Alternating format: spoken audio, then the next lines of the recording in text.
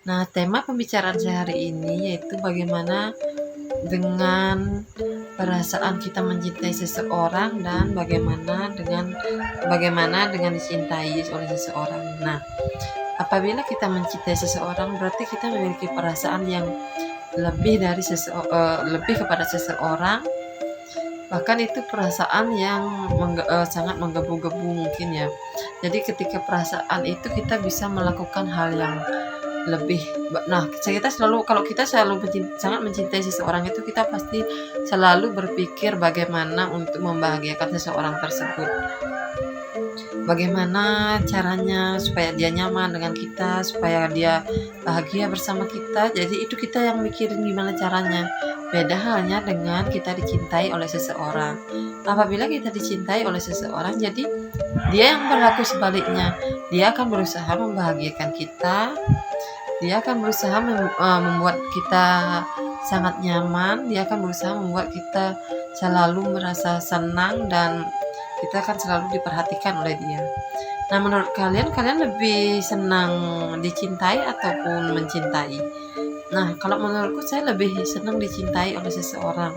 Jadi kalau kita hidup bersama orang yang mencintai kita, kalau kita dicintai oleh seseorang dan misalnya dia sangat mencintai kita, otomatis dia pasti sudah siap untuk berkorban lebih terhadap kita. Jadi dia akan melakukan segala cara untuk membuat kita bahagia. Dan dari situ kita akan mendapatkan rasa nyaman, rasa kebahagiaan, diperlakukan dengan baik. Beda halnya apabila hanya kita yang mencintai dia. Ketika kita yang mencintai dia, tapi dia tidak begitu mencintai kita, kita yang harus berkorban. Jadi kita pasti akan pernah merasakan rasanya sakit hati, karena ketika kita mencintai dia dan dia tidak mencintai kita, dia akan berlaku saat kita berbuat kesalahan, dia akan berlaku semena-mena terhadap kita. Beda halnya dengan dia yang mencintai kita. Jadi ibarat saat kita ngambek pun dia akan selalu berusaha merajuk agar kita tidak ngambek lagi. Dia akan selalu berusaha mencari cara supaya mood kita kembali lagi baik gitu. Karena versi orang itu bahagianya beda-beda. Ada sih hanya dengan dicintai kita sudah merasa bahagia. Nah, misalnya nih kalau kita tidak mencintai dia tapi dia sangat mencintai kita, jadi tidak usah takut.